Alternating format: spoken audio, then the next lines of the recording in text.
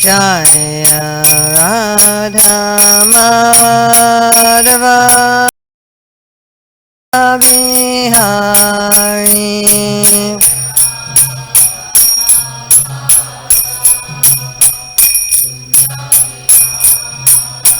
Jaya Radha Madhava Kunja Bihari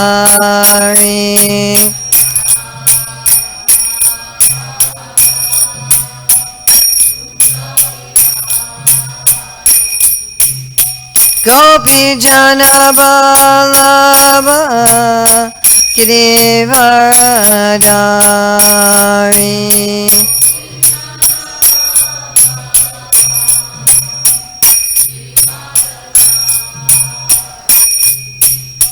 Gopi Jana Vallabha Girivaradari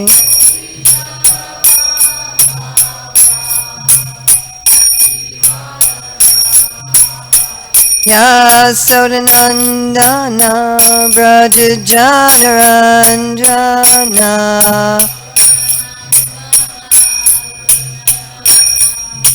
Yasodanandana Brajajanaranjana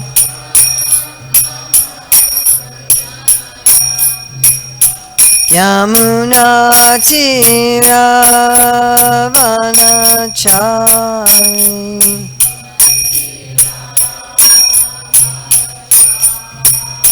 Yamuna Tiravanachari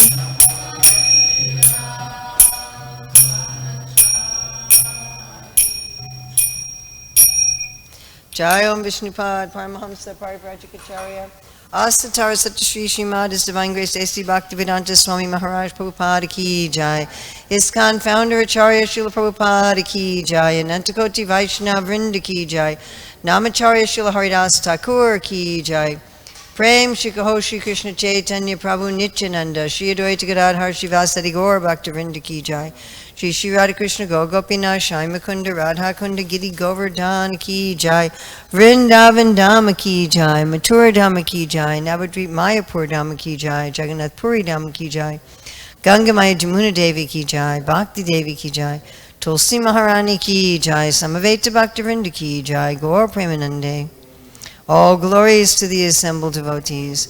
All glories to the assembled devotees. All glories to the assembled devotees. All glories to Sri Guru and Gauranga. All glories to Srila Prabhupada. Nama Om Vishnu Padaya. Krishna Prastaya Bhutale Srimati Bhaktivedanta Swami Niti Namane. Namaste Saraswati Deve Gauravani Pacharane Nirvase Sanyavadi Paskatyade Satarane. Vandeham Shri Yuta Shri Vandeham Shri Guru Shri Yuta Padakamalam Shri Gurun Vaishnavams Cha Shri Rupam Sagrajatam Sahagana Raganatam Vitam Tam Sajivam Sadvaitam Sadvadutam Padijana Sahita Krishna Chaitanya Devam Shri Radha Krishna Padam Sahagana Lalita Shri Vishakam Vitam Cha Vanchakalpachubhischa Kripasindhavyevacha Patitanam Pavanevyo Vaishnavevyo Namo Namaha Om Namo Bhagavate Vasudevaya Om Namo Bhagavate Vasudevaya Om Namo Bhagavate Vasudevaya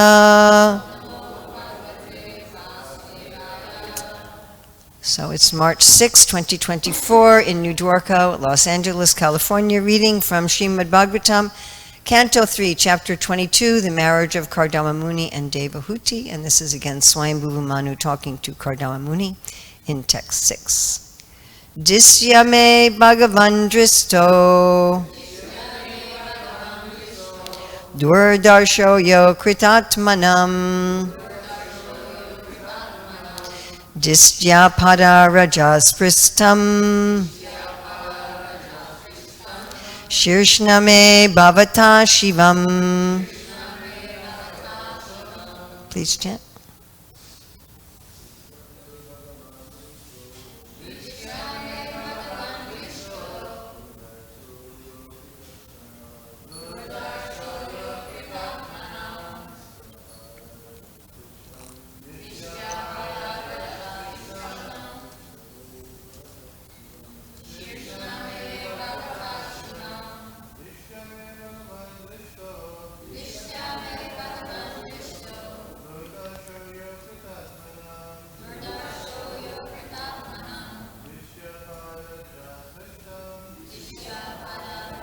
Sristam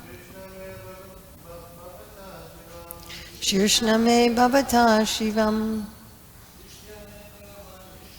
Disyame Bhagavan Dristo Durdarsho Yo Kritatmanam Dristyapada Rajasristam Shrisname Bhavata Shivam Disyame Bhagavan Dristo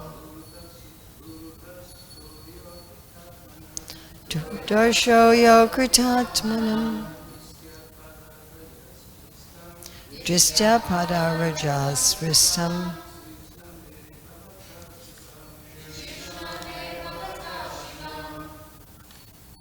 Ladies? Dristyame Bhagavan Dristo Durdarsho Yo Kritatmanam Jyapada Rajas Vristam Shishname Bhavata Shivam Disyame Bhagavan Dristo Durdarsho Yo Kritatmanam Disyapada Rajas Pristam Shrisname Bhavata Shivam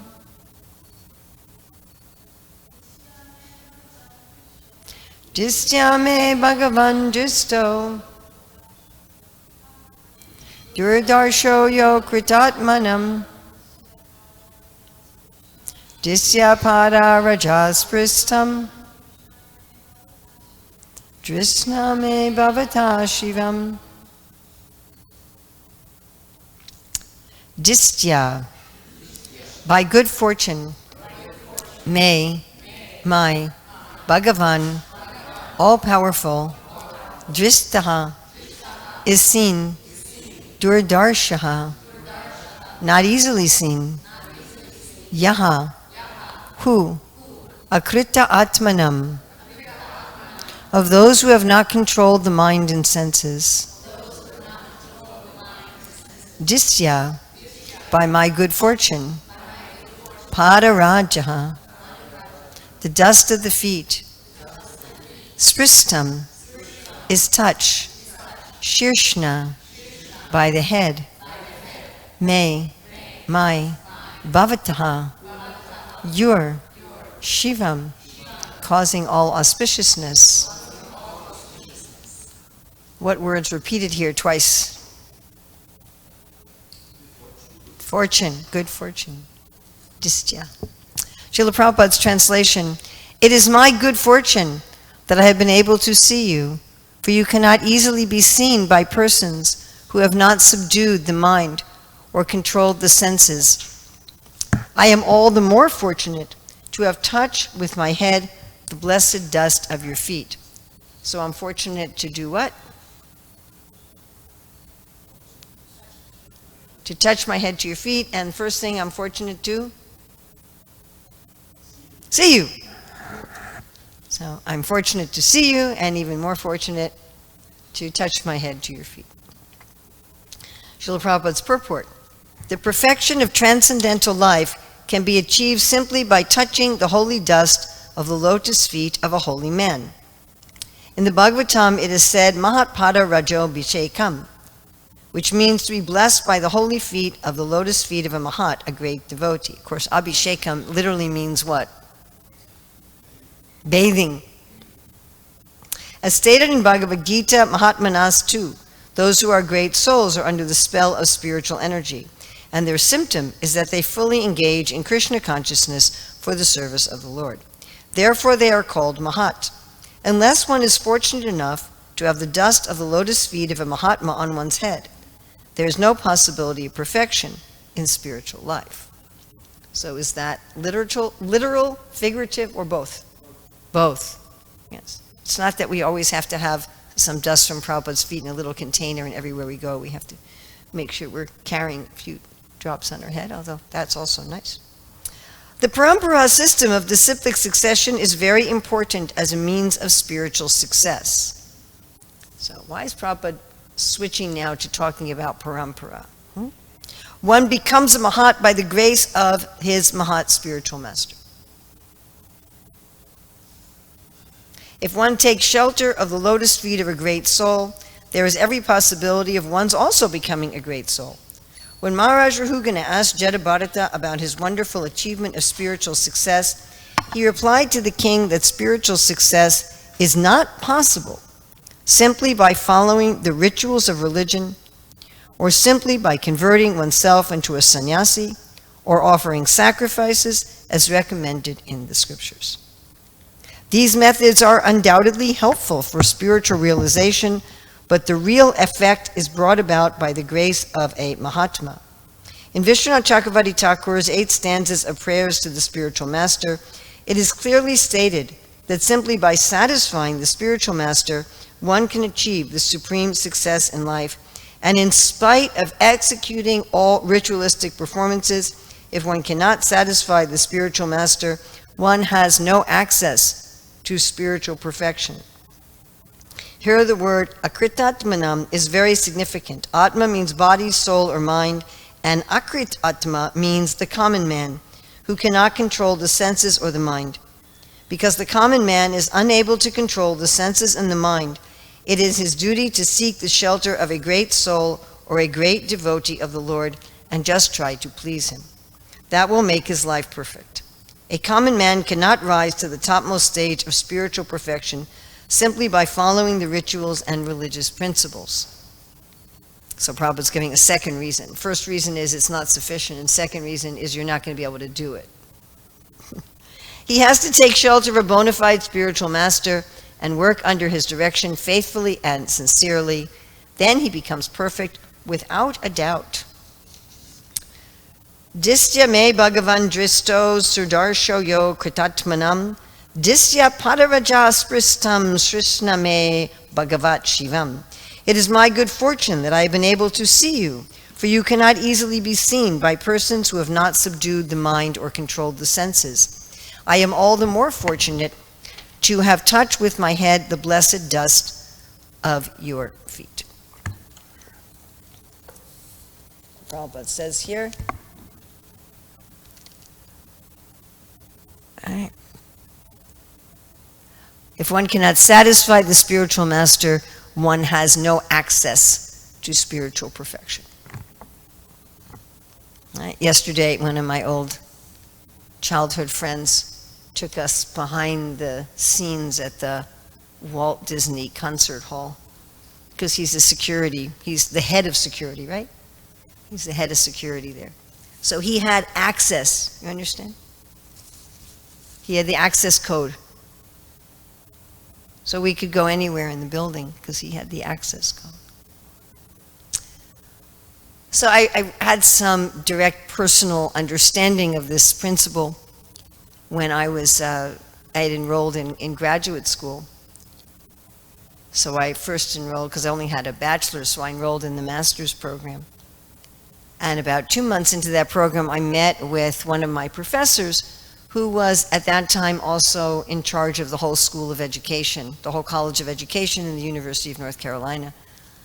And I was going over with him, I said, I'd like to do this elective and so forth. And then he said, what are your goals? Why are you getting this degree? So I gave him my 8-point goals for creating a Krishna conscious school system in the world. And he looked at it and he said, you know, you should be in the doctoral program for educational leadership. And I said, well, okay. My original plan had been different. I wanted to get a doctorate in curriculum and instruction. And I said, but I have to finish my master's first, right? And he said, well, not necessarily. He said, maybe you can jump right to the PhD program. And I said, how do I do that? He said, I don't know. He said, just write up a letter. So I prayed on it, and I'm like, okay, Krishna, this is going to add at least a year to my studies, plus I'm going to have to write a doctoral dissertation. You know, do I really want to do this? And, all right, I'll try. So I wrote the letter, and I went to the secretary. I said, what do I do? He said, just give me the letter. And like 3 days later, there was a meeting of all the faculty of the College of Education. And because he was the head of the College of Education, he said, I'm recommending her, and the next thing I knew, I was in the doctoral program. And I could understand, you know, this, as soon as you please the person who's in charge, then you have all access. It was really quite interesting. I thought, oh yeah, that's how it works. You know, you please the person who has access, and then you have access. You know, normally you don't do a master's and doctorate simultaneously. Normally you do them consecutively. Which, by the way, I don't advise anyone do them simultaneously. It was kind of intense. But I kept realizing this as I was going through the program. You know, at the end, I got both degrees simultaneously, and the college said, well, we have a policy that we don't grant 2 degrees simultaneously, even if you've earned them simultaneously. You have to be granted them consecutively. And again, I just went to the head of the School of Education, and I said, you know, would you fight for me? And he's like, sure. So I just saw, you know, the dean of the whole university, who I'd never met, I don't even know the person's name, they granted me this because my immediate authority granted me that. And I said, oh, you just please Guru, you get Krishna. That's just how it works. If I had tried to go to the head of the whole university directly, that would not have happened, for sure. And of course, Vishwanath Chakravarti Thakur talks about this in Madhurya Kadambini, in the very beginning, when he says, how does bhakti start? How does bhakti start to get awakened? This is a big question. I mean, at least when I joined the Hare Krishna movement, I was thinking, how is it that some people take up bhakti and others don't? And he says, Krishna is neutral. He's not going to interfere with the free will of the living entity. But the devotees don't have to be neutral. As Prabhupada writes in the Bhagavad Gita, the devotees of the Lord are more merciful than the Lord because they know the purpose of the Lord. So the devotees go out and they do Harinam everywhere without considering whether one is unfit or fit. They're giving the holy name to everyone. They're giving prasadam to everyone. They're giving the shastra to everyone. Imagine that. Something that I think is amazing. You know, that we were out in the airports and the parking lots giving out nectar devotion to people. Krishna book. And we don't say, are you a vegetarian? Do you drink? Do you have 5 girlfriends? Oh, not for you. Right? We just give to everybody. And because the devotee is merciful, Krishna's mercy follows the mercy of the devotee. It's like the devotee creates a channel through which the mercy of Krishna flows. So here Srila Prabhupada says, and this is something that we really need to take seriously, that rituals and yajna are not going to be sufficient. He says they're certainly helpful, but they're not sufficient. And what we need to do is we need to take this abhishek in the dust of a pure devotee. And then Prabhupada concludes with saying, and you all become pure devotees too. You're all expected to become Mahatmas. So why are these things insufficient if we want to attain perfection? I mean, we can think of the 4 main kinds of yoga: karma yoga, jnana yoga, dhyan yoga, and bhakti yoga. And karma yoga is somewhat mechanical. You know, I do my work, I do my pious work, but I dedicate it to salvation rather than to my own sense gratification. Jnana yoga, I become detached. I am not these thoughts, I am not these feelings. I let these thoughts and feelings flow through me. I am separate, I am the observer. This has become very popular today, yeah? Yeah, Jnana yoga is. Unfortunately, Jnana yoga has become popular under Buddhism or Buddhist-related ideas, but Jnana yoga is very popular. Or Dhyan yoga, where, you know, I just meditate, I put my body into a state of trance, right? I raise the life air through the different chakras, through different breathing and postures, and I go into a state of calm, and in this state I can see myself. This is also very popular at the modern time. Again, unfortunately, very Buddhist influenced. So all of those are more or less mechanical, and therefore they cannot work without a touch of bhakti. Why? First of all, as Prabhupada's saying here, most people can't do them very well. And we might think, well, I can do it very well, but most people can't. There are a few. I mean, there are some people who can attain like Brahman realization through Gyan Yoga and Astanga Yoga. There are some people, or through Karma Yoga, but it's definitely in the minority. Most people, what is it? Unfortunate, always disturbed. Are most people unfortunate? I mean, if people just come from, you know, if they're raised by their natural parents in a loving home, that's become an exception today. Am I correct? If you say, you know, I was raised by my natural parents and they're still together, you know, they're together for 70 years and the home was loving, there was no abuse going on and nobody ever abused me, you're kind of like a freak. I mean, it was funny, there was that Me Too movement and I'm thinking, I never got sexually abused, I guess I'm a weirdo, you know. People are unfortunate.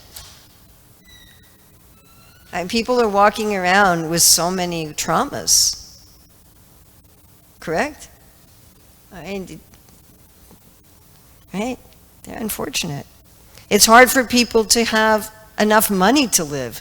It's hard for people to find honest work that's of their nature. And if you find honest work that's of your nature, then you've got a work environment that's not conducive. We were talking yesterday in Career Dharma, how there's just cheating throughout the society. And then it's hard to live in a nice place. Most people are living in cities where there's so much pollution,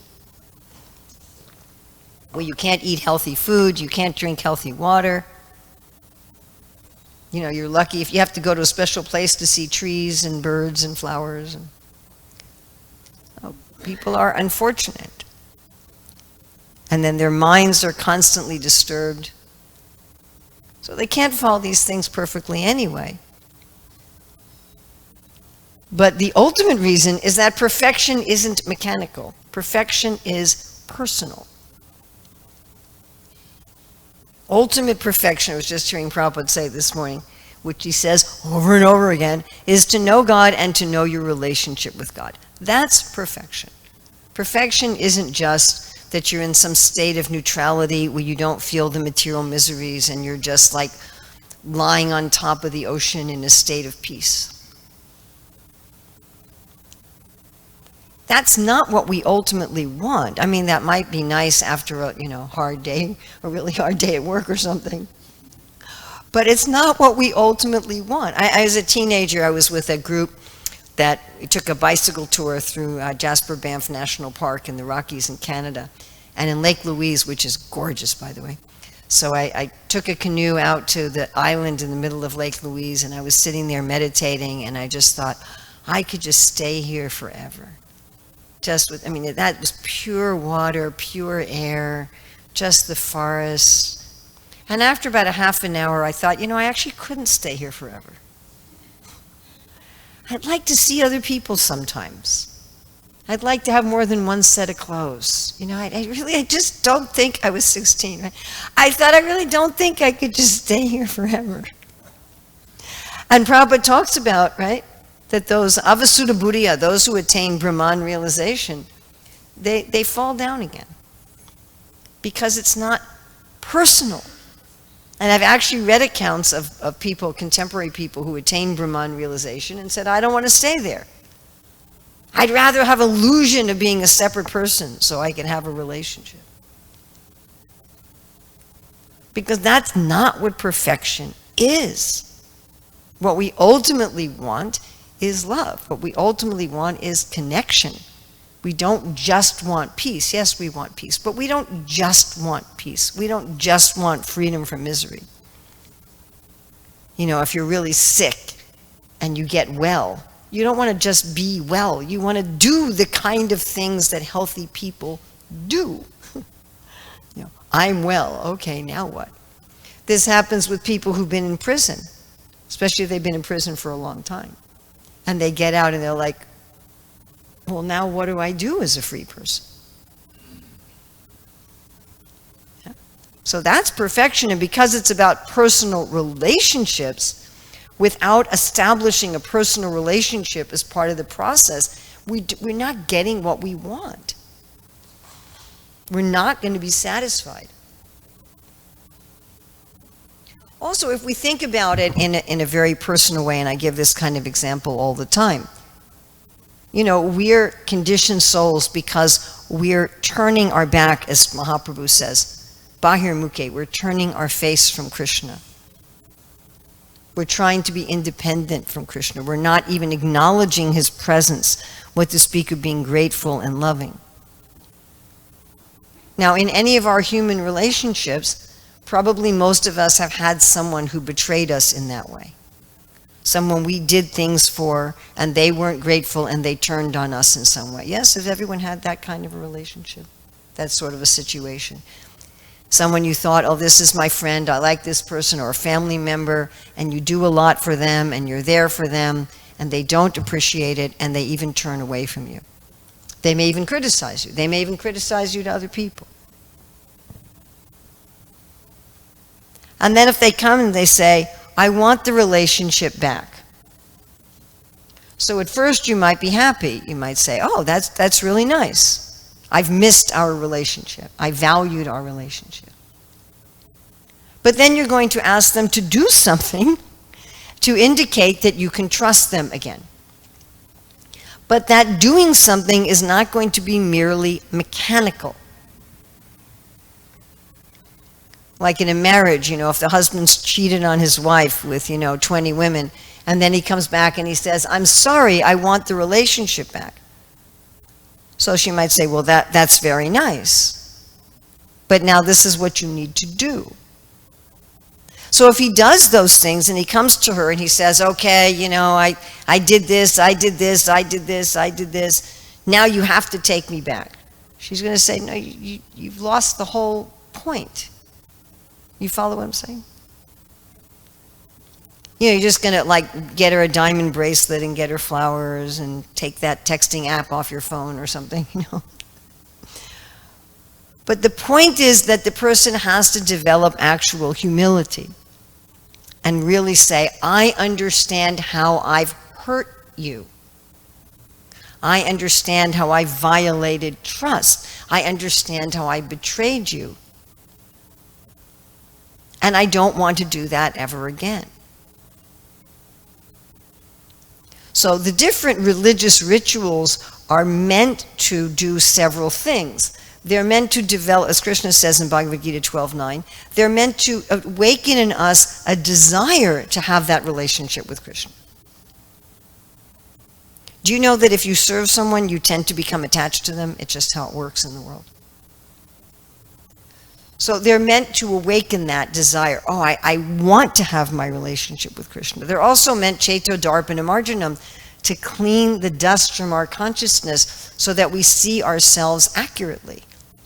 And we see, hey, this break in my relationship with Krishna is completely my responsibility. Which is really awful because that means I'm completely responsible for all the suffering I'm going through.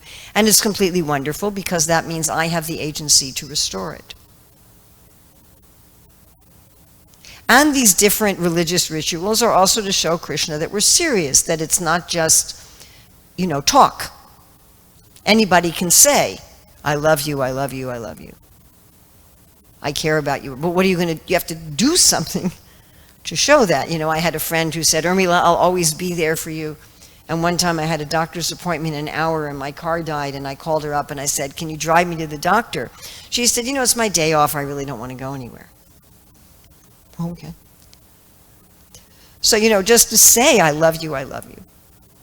So it's to develop and awaken love. It's to purify us. And it's also to demonstrate to Krishna that we're serious. It's not just, lip service, as we say. That's cheap. That's sahajiyas. Sahajiyas are all, I love Krishna. But I'm not going to follow any austerity. I'm not going to follow any rules. I'm not going to actually do anything to demonstrate that love. So therefore, they're important, and therefore Prabhupada says they're definitely helpful. What does he say?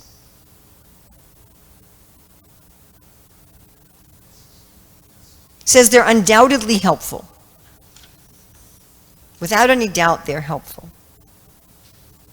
But the real thing is humility. That's the real thing. And getting that mercy of a devotee, where Krishna's mercy will flow through the devotee. That's the real thing. So here we talk about putting your head at the feet of a devotee, bathing yourself in the dust. They're literal. One should literally put one's head at the feet of a devotee. One should literally take the dust from a devotee's feet on one's head. That is literal. But those are also metaphors simultaneously. To put your head at someone's feet is a sign of humility. It's a sign of submission. And it's a very extreme sign of submission. Of the 6 principles of surrender, one of them is humility. Our main problem is that we have a pride that I can be happy independently of Krishna. That's kind of the essence of the problem. Which, from a logical point of view, is an absurdity. We're so ridiculously small and so ridiculously helpless that the concept that we can be a controller of the world, it's ridiculous. I can't even control whether or not I get a fever today. I can't control that. I can't control whether some crazy driver rams into me and paralyzes me. I can't control that. I can't control how other people think and feel. People come to me all the time asking me to, fix their husband or fix their child. Sometimes they ask me to fix their guru. Seriously. I wish I was joking about that one. But, I can't control other people. I can hardly control my own mind. I can hardly control my own senses and my own mind. I can't control what happens in my life. I'm so tiny. Krishna says he is the ability in man. If Krishna doesn't want me to raise my arm, I won't be able to do it anymore. It doesn't matter. I can desire it, but if he paralyzes my arm, I can't do anything. Krishna's my intelligence. Krishna's our intelligence. He's our wisdom. He's our ability. He's joining with our life breath. He's digesting our food stuff. I can't even control whether or not I digest what I eat. Can any of you perfectly control whether or not you digest what you eat? So it's ridiculous pride that I'm going to be happy without Krishna. I'm going to be a controller without Krishna. I don't need God. But although it's absurd, we have to emotionally come to that point. I'm actually in need and have this gratitude. We have to be able to realize that I'm making a mistake. That's what has to happen. And all of the rituals, all of the procedures, all of the rules and regulations are just to bring us to that. That's the whole essence of the thing. And if you can do that from the first second, you've already achieved everything. Like Prabhupada often quotes, what's the use of all your austerities if you don't come to surrender to Krishna? And if you surrender to Krishna, what's the need for any austerities? That is the austerity. The austerity is, oh, I've been really dumb. I'm trying to do something impossible and unnatural, and all I am doing is hurting myself. That's the actual austerity. And we get that by the grace of a devotee. Why? Because the devotee's doing it, and we see, oh, look at that. Srila Prabhupada's humble, Srila Prabhupada's surrendered, Srila Prabhupada's not trying to be an independent controller, and look how happy he is. And look how empowered he is. Oh, maybe that's what I should do. We get that inspiration, we get that example, and as we said yesterday, we get the instruction. How can I become like you? And we get the mercy, we get the grace, we get the pleasure of the pure devotees. And Krishna says, oh, you please my devotee? Okay. I'll accept you. Right? I had years ago this one devotee who I'd never met her. I never had anything to do with her, and somehow she decided that she really didn't like me. And she was writing emails to a lot of people complaining about me. She was, should I say what you complained? She was complaining that I gave a class in Mayapur during the GBC meetings. That I was the first woman to do that. And so she was making she was really complaining. And it was becoming really uncomfortable. When I was at a temple where she was, I would like walk around so I wouldn't have to see her. And I said, why is she hating me so much? Then I found out that we had a mutual friend. That one of my very dear friends was also friends with her. And so I thought, Urmila, well, if someone who you respect so much also really likes this person, there must be something worthy about them. And so I started dealing with her with that in mind. I started just tolerating all of her criticism of me and just finding some way to be appreciative of her. And after about 6 months, we became friends. We never became like close friends, but we became friends. Why? Because someone who I loved and respected her. So Krishna is also like that. If one of his pure devotees says, hey, you know that little universe with the four-headed Brahma, the tiny universe? And then there's in that in the Milky Way galaxy, and then that solar system, that Earth planet, the place you go to do your leelas. Well, there's this little Urmila there right now. Would you accept her? And he's like, sure. That's just how it works. And without that, my dear friends, it's not working. Prabhupada says we'll have no access. Now, this is a sort of a side note, but it's an important one, and I don't have time to get into it in depth, but just to mention it. This is why, if we commit some offense against devotees, you can't just say, well, there's no prayaschita in bhakti except the holy name, I'm just going to sit and chant. It doesn't work. You can go on chanting for millions and billions of lifetimes, and it doesn't work. Srila Bhaktivinoda Thakur says when we offend a devotee, we have to try to rectify with that devotee. If they won't accept our apology, then we have to serve that devotee for a very long time. And if that devotee still doesn't accept us, then we can just chant constantly. But you can't just jump to, I'm going to just chant constantly. I know of a case of a devotee who committed a very grievous offense, like a 9.5 out of 10 offense against another devotee. And this person, the offender, is thinking, well, I'm just going to sit and chant all day. I said, that's not going to work. I said, you have to do something to try to please that devotee that you offended.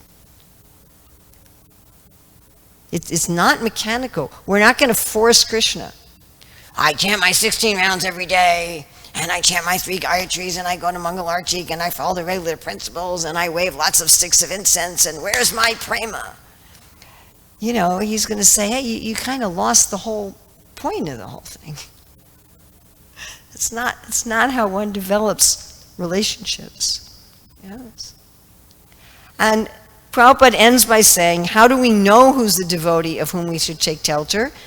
Someone who's already done that with someone else. Satsrupa Maharaj once said that he was distributing books at the airport, and he met one man who says, well, I don't need to join your organization. I already have a master. I said, oh, who's your master? Oh, so-and-so. Oh, who's his master? Oh, I don't know.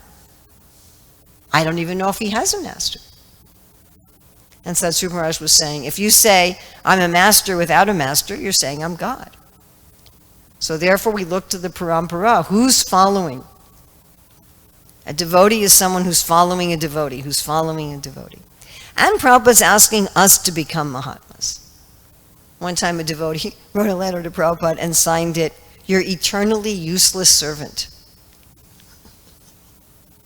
So we shouldn't be eternally useless. We're also supposed to become empowered by Sri Chaitanya Mahaprabhu. We're supposed to become also a touchstone who can be a conduit for the mercy of the Lord. So this is how we have access. On the one hand, it's very easy. It's not a complicated thing. Take shelter of the feet of a great devotee in humility, follow their instructions, and give up one's false prestige, give up one's false ego. In practice, it's extremely difficult because we're so attached to this completely ridiculous, illogical illusion. Right? Like Prabhupada told Tamal Krishna Maharaj. Right? There's this whole universe, there's a whole solar system, there's the whole planet. There's this big city of Los Angeles, and here there's this one tiny jiva who thinks that he's the big important person. But giving that up. And by the way, when we give that up, we feel so relieved that we don't have to pretend that we're some big, important, consequential being anymore. It's such a burden to carry around. I'm important. I'm significant. I'm the controller. When it's a lie, it's a big burden to walk around with a lie all the time. And letting go of that, you're like, wow, I can just be an insignificant servant of the Lord. And what's ironic, of course, like Jesus said, those who seek to gain their life will lose it. Those who lose their life for myself will gain it. The irony is when one develops this deep humility, then one realizes that one is also infinitely important because one is infinitely loved.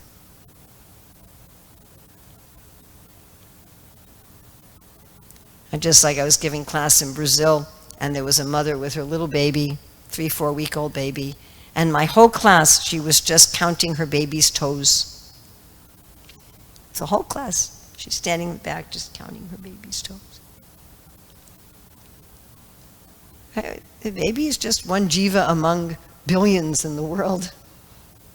But to the mother, the baby was everything. So even though we're one of uncountable jivas, to Krishna, each of us is everything. And we discover that we're infinitely valuable and infinitely worthy when we accept that we're infinitely insignificant. Isn't that interesting? Yes. And therefore, Swayambhuva Manu is saying, Disya, Disya, I'm fortunate. Because part of humility is joyful gratitude. Although I am so tiny, I'm a speck on a speck on a speck on a speck. The whole universe is a speck on the head of Ananta. The whole universe, the planet, is a speck. Los Angeles, sorry folks, is a speck. And in LA, I'm a speck. And I'm so tiny. And I'm so powerless. And I'm so helpless. And I'm so insignificant. But Disya, I'm so fortunate. How wonderful that I can get this mercy of the devotees, that I can get this mercy of the Lord. So questions, comments, additions, subtractions, chastisements. Yes.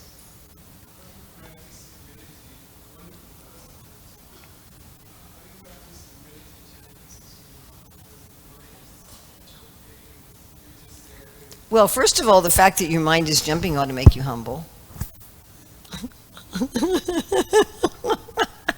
Like Prabhupada says, it's very difficult for common people to perform these austerities. So then it can remind us that, well, I'm a common people too. Because sometimes we'll read this, these common people, the common man is unable to control his senses. And we might think, well, Prabhupada's talking about the Walmart shoppers. He's not talking about me, I'm not a common man, right? At least when I read this, that's where my mind immediately goes. Oh yes, those common men. They can't control their mind and their senses. When I first moved in the temple, I remember sitting in the classes and the devotees were talking about how foolish the materialists were. And I would always think, yeah, those foolish materialists. Did any of you have this kind of experience? Then after a couple months, I was like, oops.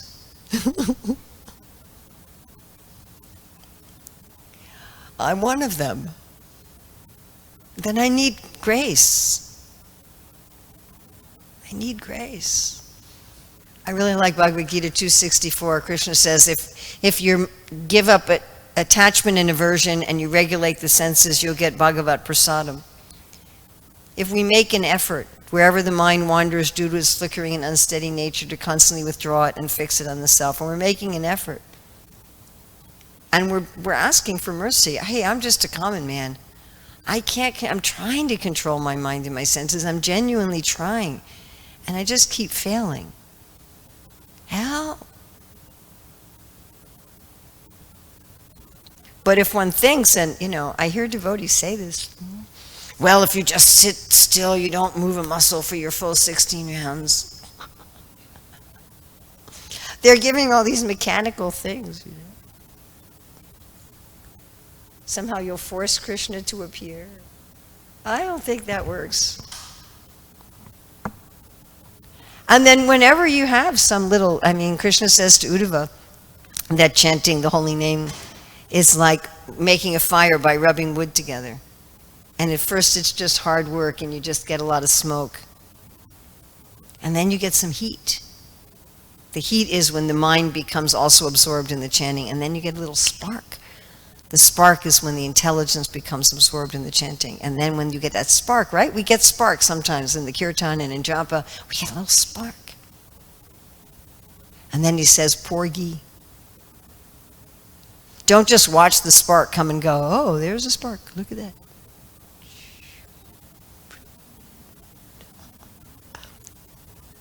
Or Prabhupada will say, fan it.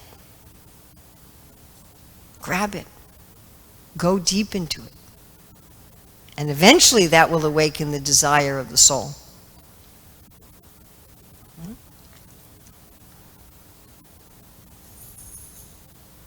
Is that all right? I could say more, but it's getting late. We'll take one more and then we need to end. Yes, Prabhu. No, you. You had your hand raised. Oh, you want the mic?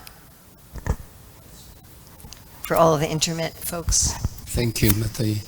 At one point you were mentioning about, you were giving the example of the devotee who committed a lot of offenses, and then he just decided, I'm going to chant. Yeah. So what will happen in the case of some, devotees who sometimes, for many different reasons, they leave the group or society of this particular devotee with this particular pure devotee, and they go to another pure devotee, but they never probably have the chance to come back and ask for forgiveness. Will they still? That's above my pay grade, Prabhu. Like seriously, that's something for those gurus and Krishna to work out with that jiva. Many years ago, I decided that I was no longer going to get involved in any way, shape, or form with trying to evaluate or judge situations like that. Like, at all. Let them work it out. Let these great devotees, they can have a meeting and work it out. I'm really serious. That's between Krishna and the jiva, and between the personalities and the jiva. It's not for me to say. And I've come to this conclusion by seeing individuals in different circumstances, and like you were saying to me the other day, these things are very individual. And if you want to make some blanket thing and put everybody in the same pot, so that's not going to work.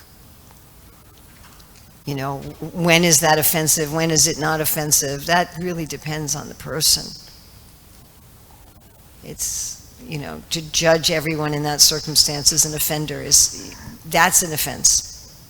But one has to be very, very careful. For myself personally, I want to just kind of hold on tight to Srila Prabhupada's lotus feet. That's for me.